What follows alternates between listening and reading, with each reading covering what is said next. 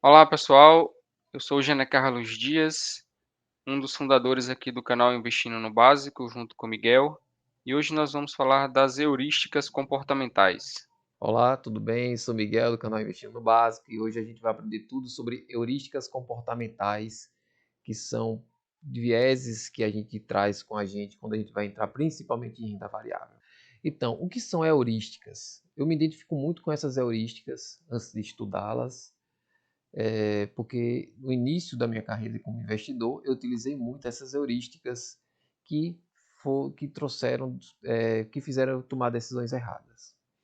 Heurísticas são estratégias práticas que você traça na sua vida diária que encurta o tempo de decisão em relação a alguma estratégia que você tem que fazer. E isso acompanhada com muitos vieses comportamentais. Então, essas finanças que a gente chama de finanças comportamentais, né, que é a teoria moderna das finanças, que é chamada de teoria da perspectiva, elas traçam alguns princípios.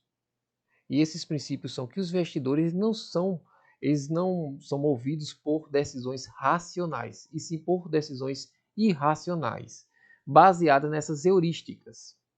E essas heurísticas não é só tomada só em termos de investimento, não. Na vida diária a gente toma muitas decisões baseadas em heurísticas práticas que a gente adquiriu culturalmente ou com nossas experiências práticas. Só que o resultado na maioria das vezes, são resultados ruins para a gente. Só que a gente não avalia isso e nós consideramos como resultados bons. Mas quando você analisa o contexto geral, você se depara com perdas, no caso. Por quê? Porque existem vários vieses, né? São comportamentos enviesados que você tem. Eu vou utilizar eu como exemplo. Então, no início, quando eu comecei a renda variável, uma das coisas que eu me identifico são com vieses de ancoragem e com vieses da perda, que é o que essas finanças comportamentais trazem aqui. Eu tinha alguns vieses comportamentais baseados na ancoragem e na aversão à perda, que é o que a teoria das finanças comportamentais traz, né? O alicerce dessa teoria comportamental são a aversão à perda e a segregação de ativos.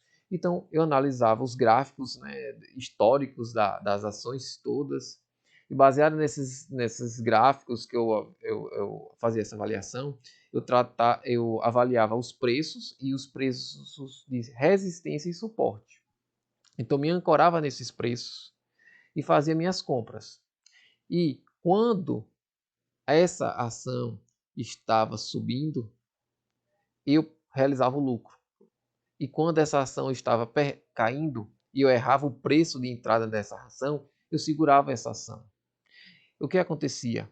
Eu tinha uma carteira muito concentrada, ou seja, eu fazia segregação de ativos, em vez de fazer uma diversificação de ativos, baseado nesses vieses comportamentais e nessas heurísticas que eu tinha.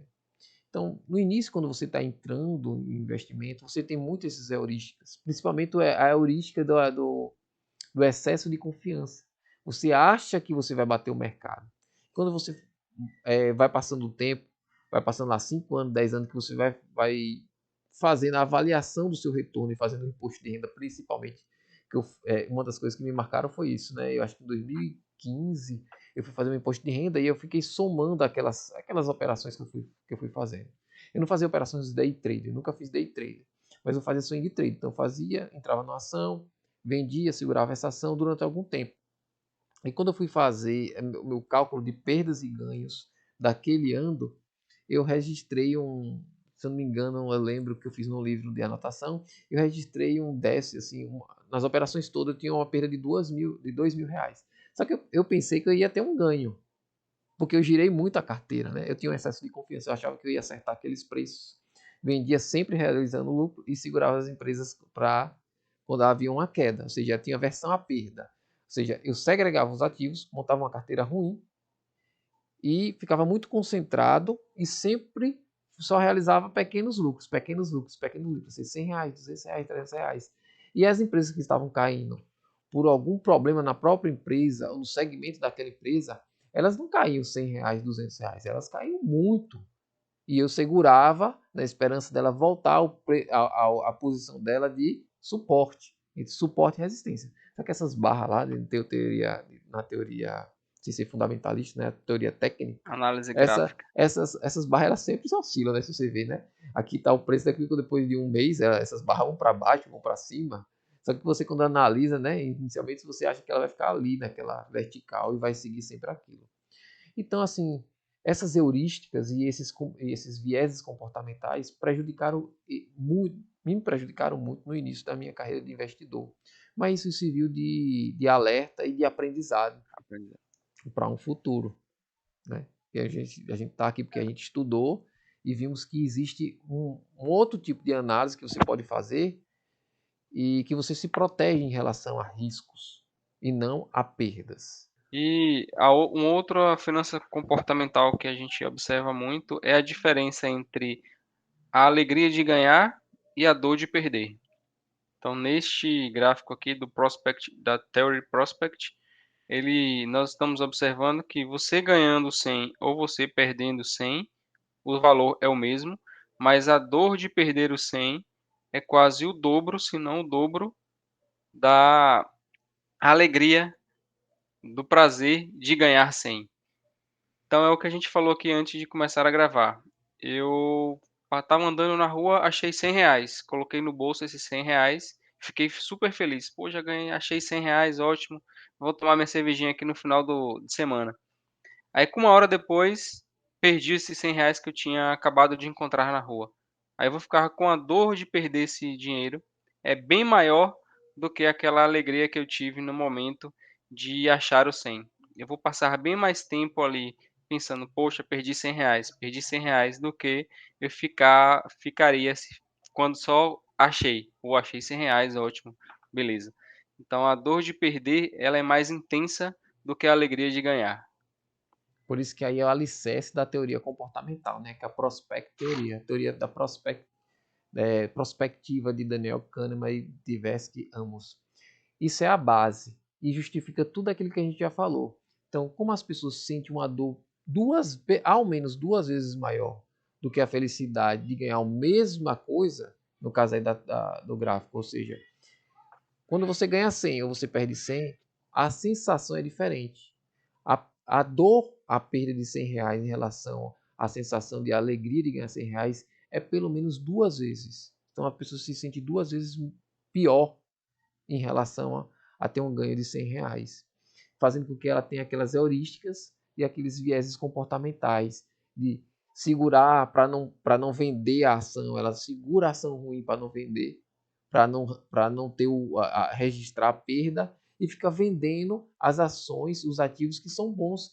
E tem ativos que se valorizaram com o tempo mais de 2.000, 5.000 vezes, ou seja, ele perde essa valorização só fazendo aquele registro de ganho de R$ 100, R$ 200, ficando feliz com aquilo e segurando aquelas empresas ruins, registrando ao final do ano, né, quando vai fazer o registro, como eu fiz no início, né, quando você vai ver, você acha que está ganhando e você, na verdade, está perdendo, porque você está segurando muitas empresas ruins na sua carteira. Você está segregando os seus ativos e você está aumentando o risco de sua carteira.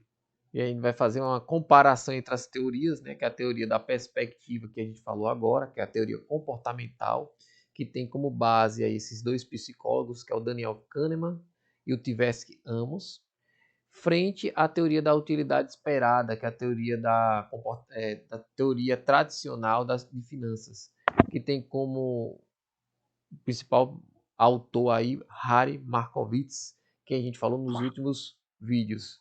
Então, na teoria da perspectiva, aí é Daniel Kahneman, o Tversky Amos, que era um grande amigo dele, acabou falecendo em 1996 por causa do melanoma. Eles se conheceram em 1970, se não me engano, né?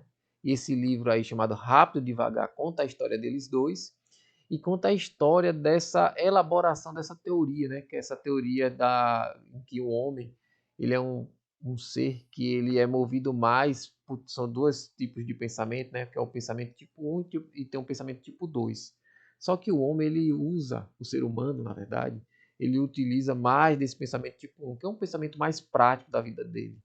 Mais rápido. mais rápido e prático, ou seja, normalmente a gente toma uma conclusão quando a gente vê algum problema, a gente aprende alguma coisa com aquele problema, só que a gente aprende de uma forma muito simples. E o que, é que a gente faz? Pega essa heurística que a gente aprendeu com esse problema e utiliza para todos os outros problemas semelhantes, sendo que você era para ter utilizado para um problema específico, igual, semelhante àquele, se você tivesse tomado uma decisão correta, né, em relação àquele problema. Só que a gente pega e utiliza a solução de um problema para vários outros problemas semelhantes. E aí tem o problema dos vieses comportamentais, que esse livro é muito interessante, que a gente até estava lendo, né, gente? Que é o Rápido e Devagar, de É, Daniel Kahneman, que conta a história deles dois e a história do início das pesquisas deles com a pupila dos pacientes, né? Que eles, no, o início foi eles pesquisando a resposta que os pacientes tinham em relação ao diâmetro pupilar, quando os pacientes iam tomar já uma decisão que eles não conseguiam resolver um problema muito complexo, a pupila deles normalmente dilatavam acima do normal, e eles já sabiam que os pacientes não queriam mais utilizar o sistema 2 e ia para o sistema 1, e eles pediam para terminar a prova, no caso lá. Então, a teoria da perspectiva tem esse embasamento. Em cima da aversão à perda, as pessoas têm heurísticas comportamentais, ou seja, elas traçam práticas que elas vão adquirindo no dia a dia e tomam decisões simples para problemas complexos, porque elas não gostam, normalmente o ser humano ele não quer utilizar esse sistema 2, que é um sistema que ele gasta mais energia, que requer um pensamento mais elaborado. Então, para ele ficar no sistema 1, ele pega e dá a mesma resposta para vários tipos de problemas semelhantes. Por isso que aí vem as heurísticas e os vieses comportamentais, que foi Daniel Kahneman e Tversky ambos que elaboraram essa teoria muito boa. E apesar de serem psicólogos, eles ganharam o prêmio Nobel de de, economia. de economia, né, que é uma área totalmente diferente da deles. E a teoria da utilidade esperada, que é de Markowitz, né, é do risco-retorno. E através dessa teoria ele traz também da diversificação de carteira. O mercado hoje tem dois riscos principais, que é o risco não sistemático e o risco sistemático. Se você observar aqui no gráfico, você observa que você percebe que o risco sistemático ele está para todos. Você não tem como estar mitigando, reduzindo esse risco sistemático. Você não tem como diversificar ele, porque ele está ali no mercado, ele é o risco de mercado. Todos os setores vão estar expostos a esse tipo de risco. Como exemplo, a pandemia. Não adiantou você fazer uma carteira bem diversificada, em todos os segmentos você comprar um papel, sendo que veio a pandemia e acabou influenciando em todas essa sua carteira bem diversificada, em todos os setores, seja ele elétrico, de shopping, eh, de papel, qualquer tipo de ativo, eles sofreram influências negativas durante a pandemia. Esse é o risco sistemático, o risco do sistema como um todo. Já o risco não sistemático, nós podemos diminuir ou reduzi-lo com a diversificação entre ativos. Como, por exemplo, eu posso comprar ativos de elétricas e posso comprar ativos de setor financeiro, de bancos. Pode chegar um momento em que o risco do setor elétrico ele diminui, ele aumenta, desculpa, como por exemplo, o governo vai lá e aumenta os impostos sobre a energia elétrica. Se aumenta os impostos sobre a energia elétrica, aumenta os custos da energia elétrica, essas empresas elas vão ter menos lucros, vão distribuir menos dividendos, elas vão ser mais prejudicadas. Mas do outro lado, onde você tem os ativos de varejo, os ativos do sistema financeiro, eles não sofreram com esta atitude do governo em taxar mais essas empresas elétricas. Então você, com a diversificação, você acabou perdendo um pouquinho no sistema elétrico, mas os outros setores eles acabaram se mantendo. Com isso, no conjunto, você tem uma carteira diversificada e você acaba diminuindo as suas perdas, diminuindo o seu risco de ter uma rentabilidade negativa pela diversificação. Um exemplo agora atual que nós podemos observar, se você tivesse só ações do varejo, você estaria bem negativo no momento, porque quando nós temos um aumento da taxa de juros, diminui principalmente o setor mais, que se prejudica mais é o o setor do varejo. Então, se você tem só ações de varejo, sua carteira estava lá praticamente 50, 60% negativo, como tem algumas ações aí que nós estamos observando, que está com 80% negativo do varejo. Mas se você diversificou, tem varejo, tem elétrica, tem imobiliário, tem financeiro, você perdeu na elétrica, mas os outros acabam te compensando. E na carteira como um todo, você vai obter um resultado positivo. Esse é o risco não sistemático que você pode estar diversificando. No entanto, os estudiosos trazem que não adianta você diversificar muito, achando que você, quanto mais diversificar a sua carteira, menos risco você vai ter. Chega um momento que é ali em torno de 15, 16 ativos, 17, que é o ponto em que essa diversificação ela chega ao limite, se mantém ali um platô.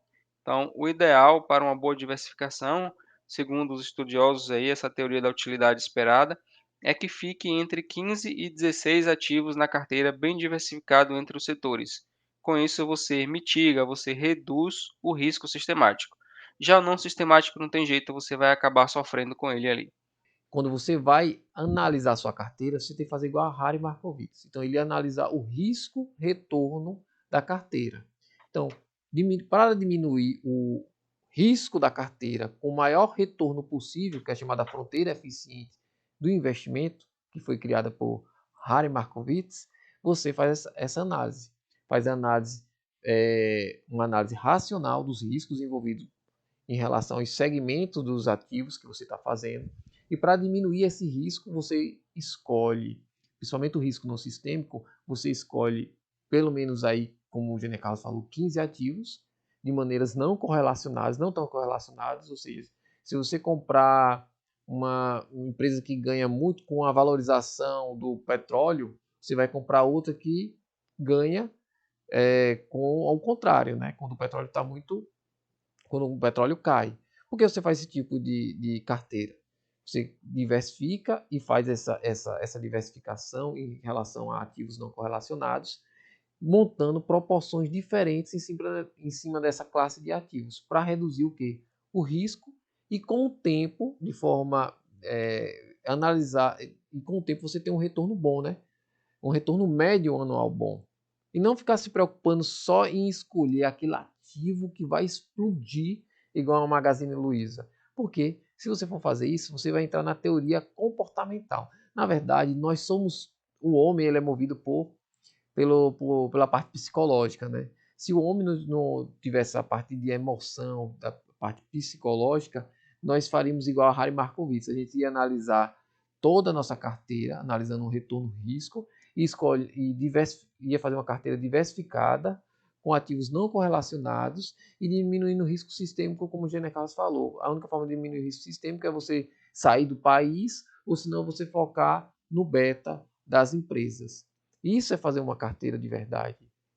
Ou seja, você vai focar em risco, em diminuir o risco, mitigar os riscos, para alcançar o maior retorno possível dentro dessa diversificação. Enquanto na teoria comportamental, o que, é que você faz? Você acaba não diversificando, você acaba tentando procurar aqueles ativos que vão explodir, que vão te dar um lucro extraordinário. Ou seja, você acaba segregando os ativos. Porém, como o pilar da teoria comportamental é a aversão à perda, você nunca vai lucrar ou surfar, mesmo que você escolha e você acerte aquele ativo que vai se valorizar 5.000%, você não vai ter esse retorno, porque você tem aversão à perda. E esse viés comportamental à perda fala o quê? Que quando você tem um pequeno ganho, você já exerce o quê? O lucro, você já vende. Ou seja, sua ação subiu 50%, aí você vendeu a ação. E vai e segura aquelas ações que estão com perda, porque não quer exercer a perda, né, daquele ativo ruim. Então você acaba vendendo ativos bons e comprando ativos ruins. Ou seja, o retorno seu ao longo do tempo vai ser um retorno ruim, zero ou negativo, porque você segregou ativos e você não consegue surfar, mesmo que você acerte aquele ativo bom, você não consegue surfar essa rentabilidade boa, porque você sempre vai vender para exercer o lucro daquele ativo que você comprou. É a correlação que nós falamos, né? Você tem que ter ativos com correlações diferentes. se é a correlação negativa. Não adianta você ter um ativo que tem a correlação igual a 1, os dois. Se um sobe, o outro sobe. Correlação igual a 1. Correlação igual a zero, um vai para cima, outro vai para baixo, não tem nenhuma diferença. Correlação negativa significa quando um pode estar subindo, o outro vai estar caindo, ou vice-versa. Então, o ideal é que você tenha ativos com a correlação negativa, ou seja, que eles não tenham o mesmo comportamento, não estejam sendo influenciados pelas mesmas atitudes, eh, pelos mesmos acontecimentos. Agora vamos para as heurísticas de verdades, as heurísticas de julgamento, para ver quem nunca teve essas heurísticas. Já tive todas as heurísticas, já passei por Todas. esse processo. E até hoje, assim, às vezes eu me vejo me pegando uma heurística ou outra com um viés de comportamento. A única forma que eu faço para evitar isso é não olhar no mercado. Hoje eu mais estudo do que fico olhando o preço, olhando para onde vai o mercado. Eu só vejo, faço uma análise macro, né? Porque eu gosto de fazer essa análise macro semanal que eu recebo. Então, vamos comentar aqui algumas heurísticas, começando pela heurística da representatividade, que é a melhor heurística da representatividade que eu consigo ter em mente e que eu já passei por isso e que eu já vi pessoas passando por isso, até pessoas bem próximas do fundo de investimento que Gene Carlos falou anteriormente. Por exemplo, a pessoa quando está começando a investir e não sabe comprar uma ação, alguma coisa do tipo, ela vai lá em fundo de investimento. E aí ela vai pesquisar os fundos de investimento e aí ela vê que tem fundos de investimentos que estão rendendo 40% nos 12 últimos meses, 30%, 60%, e ela atribui esses 60%, que foi a rentabilidade passada dos últimos 12 meses, como se fosse uma rentabilidade garantida para o futuro. Porém, isso não é. O fundo teve uma rentabilidade de forma excepcional, muito boa. Porém, não significa que ele vai ter uma rentabilidade igual ou semelhante, né, ao passado dele. Pode ser que ele tenha uma rentabilidade negativa ou de 5% em relação a 60%. Aquilo dali, os 60% ou 40%, foi uma rentabilidade que ele teve porque ele fez uma estratégia que naquele ano desse a rentabilidade. No caso, você pode ter uma rentabilidade de 40% só fazendo estratégia de pré-fixado com curva de juros da marcação mercado. Mas você consegue fazer isso um ano ou outro. É a mesma coisa da Bolsa de Valores. Você consegue ter uma rentabilidade um ano ou outro, uma rentabilidade muito grande de 40%. Mas os outros anos você vai ter uma rentabilidade muito menor do que isso. Já a disponibilidade não, é o que está ali no momento, é um fato novo. Você está assistindo um jornal e começa a observar que veio uma reportagem e falou: aumentou o número de viagens de avião no mundo. Tal companhia aérea está comprando mais tantas aeronaves e contratando mais tantos funcionários. Aí você fica ali, olha, eu vou comprar a ação dessa companhia porque está em alta nesse momento, ela vai ter mais lucro. Então, o que é disponibilidade? Aquela informação que você teve ali recente, você se fixa só nela, não faz uma análise da empresa, mas como você teve aquela informação no momento, você vai e compra a ação daquela empresa, achando que, de acordo com o que você viu ali na reportagem, você vai ter bons lucros, ela vai subir, você vai ganhar dinheiro. Então, isso é a disponibilidade. Disponibilidade. Tem algum outro exemplo de disponibilidade, Miguel? A disponibilidade é isso, é você analisar, tomar uma decisão sua, uma decisão até complexa de comprar um ativo, baseado numa única informação que você está vendo no momento. Então, às vezes, você pode Atual. ver, você pode de manhã você está vendo uma notícia boa daquela empresa, tomar a decisão de comprar aquela empresa, e ao final do dia, a televisão, sei lá, algum jornal, alguma coisa do tipo, te dá uma notícia contrária, e você, diante daquela mesma, de outra informação, você tomar outra decisão contrária. Ou seja, você está tomando uma decisão baseada naquele momento, naquele exato momento.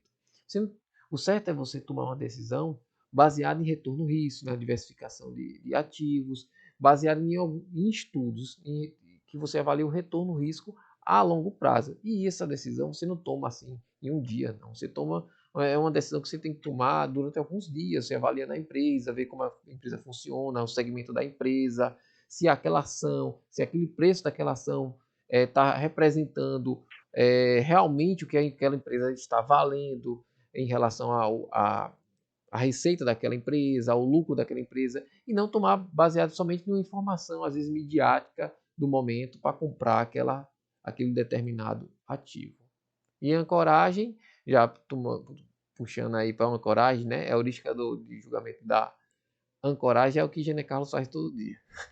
Né? Coragem. Vai lá, ó, bota resistência, suporte, compra, compra quando chega no suporte, vende quando chega na resistência. Eu tô brincando aí, mas tem gente que ganha dinheiro com isso. Tem gente que Faz ganha isso. dinheiro, ganha, mas assim, o ruim de você, das pessoas, eu acredito, né? Eu comecei com a ancoragem. Eu comecei errando muito, né? Fazendo ancoragem. Eu não estudei. Eu até fiz curso de trader, mas eu não consegui terminar o curso, na verdade. E fui Não lá fazer entendo as day trade. ancoragens. E assim, eu errei muito na ancoragem. E a maioria das pessoas que fazem day trade fazem com ancoragem. E os estudos, né? Tem um estudo da B3 aí que eles fizeram, que 99% das pessoas que fazem day trade normalmente erram, saem no prejuízo. E os que sobraram 1% ali, quando eles têm o lucro dele, é muito pouco. Então, essas pessoas que ganham dinheiro com fazendo day trade ou fazendo essa ancoragem, são pessoas que gastam muito tempo numa tela de computador vendo preço. Então, assim, tem esse desgaste. É um trabalho, né? Se você quiser trabalhar com isso, você se sentir bem, vai estudar e ficar na frente do computador. Não tem nada de errado nisso. Agora, eu acredito que você, às vezes, a rentabilidade, se você for comparar de uma pessoa que faz uma carteira avaliando risco e retorno a longo prazo, sempre vai ganhar de você. Não tem como você ganhar dessa pessoa, porque não existe um cara que é day trade que é bilionário hoje. As pessoas que são bilionários com investimentos são pessoas que analisam o valor da empresa, analisam risco, retorno, analisam o aspecto macroeconômico, o setor, o segmento, o ativo daquele setor para comprar aquele ativo. E não ficar ancorado em preços para ficar comprando e vendendo. Essas pessoas são pessoas que têm uma renda um pouco mais baixa e que têm um desgaste muito diário, né, árduo para fazer essas operações e girar muito patrimônio para ganhar um pouco de dinheiro. É a visão que eu tenho em relação à ancoragem e day trade hoje. Efeito Froment é muito interessante. Depende a sua resposta depende do que a pessoa que vai fazer a pergunta ou ou vai te dar a notícia for positiva ou negativa. Então, se eu falar alguma coisa positiva para você em relação ao ativo, você vai lá e fala, pô, eu vou comprar esse ativo. Você vai lá e compra. Mas se eu falasse uma coisa negativa, você ir lá e comprar. Ou seja, é uma heurística. Você está tomando uma decisão complexa, baseada numa informação simples. Isso que é uma heurística. Você encurta o tempo de sua decisão. E excesso de confiança é o que Gene Carlos tem. Né, gente? Fala aí desse excesso de confiança. Excesso de confiança é quando você acha que sempre vai, saber o timing do mercado. Nunca você vai descobrir o timing do mercado. Você não vai saber em que momento o mercado está subindo, em que momento o mercado está caindo. E isso as pessoas às vezes acham, tem essa confiança que sempre vai saber o momento de ganhar, o momento de comprar, o momento de perder. Agora eu vou comprar porque está subindo, agora eu vou vender porque está subindo, eu vou comprar porque está caindo. E você acaba gerando muita carteira, comprando e vendendo. Isso você vai pagar muita taxa de corretagem, você vai ter muito custo operacional. E quando você vai ver no final das contas, você acabou ali tendo prejuízo e não lucro. Então, você achar que está sabendo é o pior momento em que você vai começar a ter o prejuízo. Otimismo, assim, eu acho que todo mundo tem que ser otimista, mas com os pés no chão, né? O problema do viés do otimismo é que o otimista é aquele cara que acha que sempre as coisas vão dar certo. Mesmo que o mercado dê indícios que pode dar errado, que ele tem que levar o risco retorno, né? Tomar algumas precauções, ele sempre acredita que vai ser positivo. Vamos tomar como exemplo o circuit break e a pandemia. Então, antes da pandemia, o otimista achava que aquele ano ia ser um sucesso. E o ano foi uma tragédia total para todos os tipos de investimento. Nós passamos 1 ou 2 anos aí sofrendo, mas ele continuaria pensando de forma otimista. E não pesaria essa parte pessimista, como fazer um hedge, né, de sua carteira, diversificar mais sua carteira, tomar mais cuidado em relação a alguns ativos. Não, ele sempre acha que sempre vai dar certo. E não é assim que você faz uma carteira achando que vai dar certo. Você faz uma carteira analisando os riscos e retorno em dados, baseado em dados e não no que você acha. A armadilha da confirmação é aquela pessoa que gosta tanto de alguma coisa que ele, mesmo com notícias negativas, ele só acredita nas coisas positivas, ele só consegue ver as coisas positivas. Então tem ativos que mostram para você que está perdendo valor, está registrando prejuízo contábil, né? A receita só faz cair, o lucro só faz cair, o segmento de mercado dele está sendo mais competitivo, ele não está conseguindo voltar ao que era antes. Mas mesmo assim você acredita que aquela empresa é uma empresa boa, você só vê as coisas positivas, mudou o presidente da empresa, mudou o presidente, legal, agora vai dar tudo certo. Então assim, você só vê coisas que você quer ver de forma positiva, não vê as coisas negativas. Ilusão de controle, você acha que vai mudar o futuro. Então na armadilha da E confirmação, você acha que as coisas, você só vê as coisas positivas de uma situação que tem a parte positiva e negativa. E você só consegue olhar a parte positiva. Já a ilusão de controle, não. Você acha que vai mudar o futuro. Então, assim, a gente fala muito da Mega Sena e do dadinho. Então, a Mega Sena, todos os números têm o mesmo peso probabilístico de cair, mas você acha que vai cair só a sua data de nascimento. Aí você bota a data de nascimento sua lá, né? Achando que no futuro, só porque você botou a data de nascimento, você vai modificar o futuro e vai cair sua data de nascimento. Ou do dadinho que todo mundo sopra assim. E joga o dadinho achando que vai dar o maior número só porque você verdade. soprou.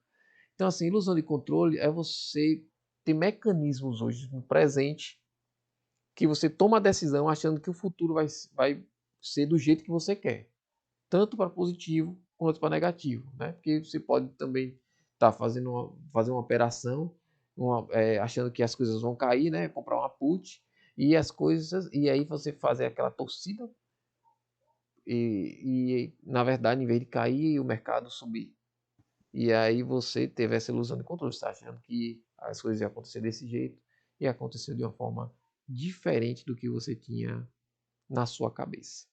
Então essas são heurísticas que todos nós temos e que é importante a gente saber que elas existem, né? Essas heurísticas, essas decisões simples baseadas num contexto complexo, trazendo vieses de comportamento que faz com que a gente, com o tempo, só tenha, na verdade, tenha um retorno negativo, um retorno ruim na nossa carteira. O importante dessas heurísticas é você saber que elas existem, porque tem pessoas que vêm conversar comigo que tem essas heurísticas, mas ela não sabe que ela tem.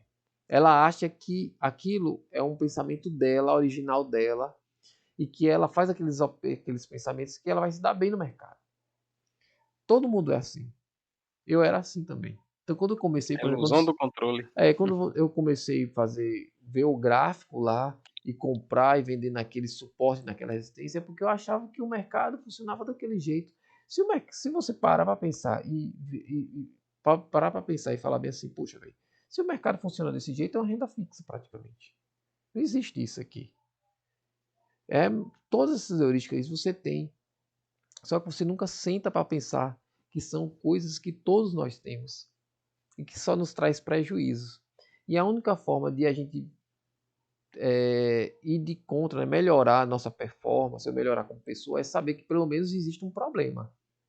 E depois saber como é que se trata esse problema. O problema disso tudo aí das heurísticas é que as pessoas não sabem que as heurísticas, que existem as Existe. heurísticas, não sabem que tem a heurística dentro dela e esses vieses comportamentais, e ficam sempre nessas heurísticas, nesses vieses comportamentais, às vezes a vida toda.